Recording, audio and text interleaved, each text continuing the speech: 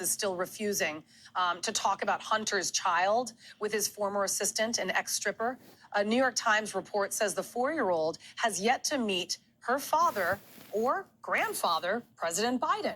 The report also saying in strategy meetings, aides have been told that the Bidens have 6, not 7 grandchildren. The White House really doesn't want to talk about it. Watch. There was a story in the New York Times over the weekend about Hunter Biden's daughter in Arkansas. Does the president acknowledge this little girl as his granddaughter? I don't have anything to share from here. Twitter users not impressed with that one. One user writing, the Bidens hung a Christmas stocking with the dog's name on it, and the president won't acknowledge his own granddaughter? Another dripping with sarcasm. You can just feel the empathy and decency oozing.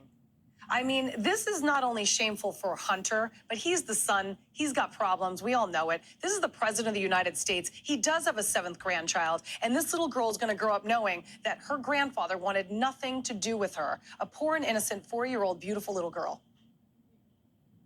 Right, and going back to that question for Karine Jean-Pierre yesterday, I wish that reporter would have asked her flat out, how many grandchildren does the president have? Because then she would have been really backed into a corner and she would have had to answer, but they gave her kind of the easy way out on this, that she doesn't discuss family matters, and I get that. But again, we all know Hunter, as you said, Julie, he's got his issues. But the big guy that's all about family and restoring morality and decency back to the White House, he won't acknowledge a 4-year-old little girl. You know, we're told time and time again that he defends Hunter because it's about a father's love. But that doesn't extend to Hunter's child and his own grandchild. There's no grandfatherly love he's willing to extend here. That, to me, is the most disappointing part of all of this. That little 4-year-old girl is an innocent victim in all of this. I mean, there was a DNA test. This is a biological child. Therefore, it is a biological grandchild. And the fact that the president doesn't have the decency to acknowledge her, despite his own son's problem, okay,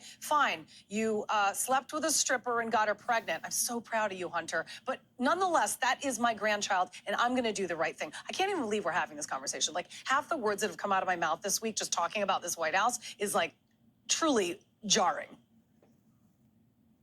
Oh, well, it is. Well, a couple weeks ago, you had a trans flasher on the White House lawn, and then you had cocaine found in the White House. And of course, you've got the big guy who fails to acknowledge his own grandchild. So again, like I said, this White House told us that they were going to bring back all of this morality, this moral courage that Donald Trump ruined in his tenure in office. They're doing the exact opposite, and they're doing it shamelessly and brazenly. And it's really unfortunate. You know, this president also talks all the time about how the kids belong to all of us. They belong to the collective.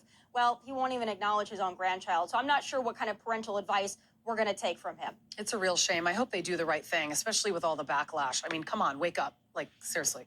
Tommy Lauren, thank you very much.